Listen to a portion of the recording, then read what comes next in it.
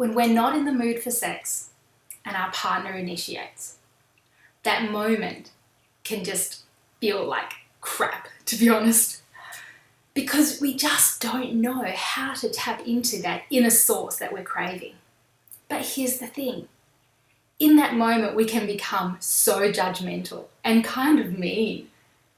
They approach us too quickly, too slowly. They kiss us too intensely, not intensely enough. The way they held us is right, is wrong. They were loud, soft, it was cold, it was hot. Oh my God, there is just no right way. And are we setting them up? They seem to be what can feel like 100% responsible for helping you feel what you think you should be feeling in that moment. But what if you can't? What if in that moment, it's not only about what they bring to the party, it's also your expectations. If we expect to feel how we want to feel spontaneously, just like that, just with touch, immediately, then in that moment, we judge the moment.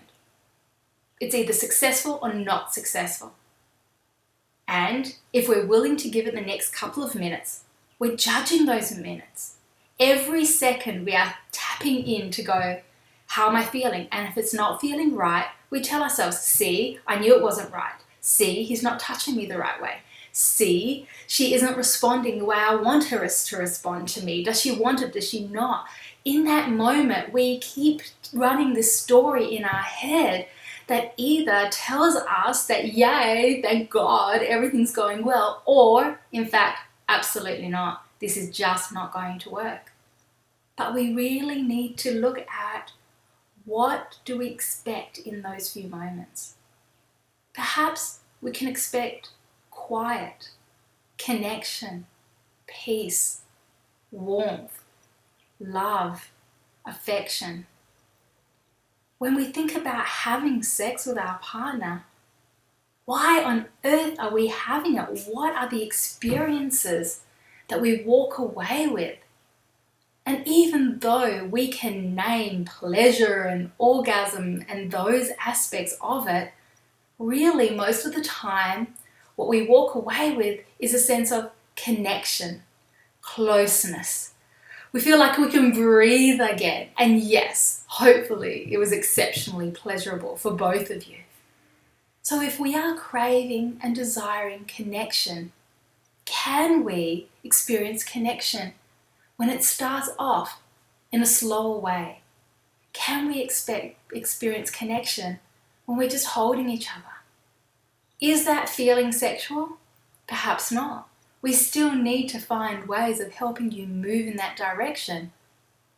But by allowing yourself to experience other elements, other ways of being, feeling, thinking in those first few moments, it buys us time. It gives us an opportunity to quieten the mind, to chat a little, to pause the day, to check in with ourselves, to check in with our partner. It changes the game. We're not just responding to the other person. We are creating the moment. We are creating the opportunity to move towards desire and arousal. Creating the opportunity is the key. Because if we find ourselves saying no all the time, we're never going to get to yes.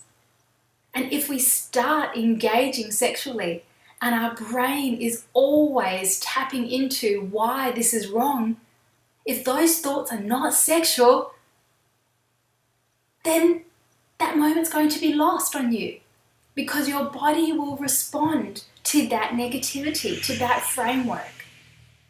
Changing our expectations of what we're going to think and feel when we're not feeling arousal and desire immediately, when we come together for intimacy, sexual intimacy that is, then we're not going to get anywhere.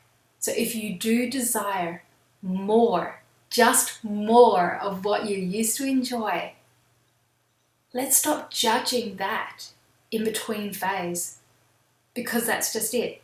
It's just in between, and we're moving in a whole other direction. So if you want to move in that other direction, then let's find the way.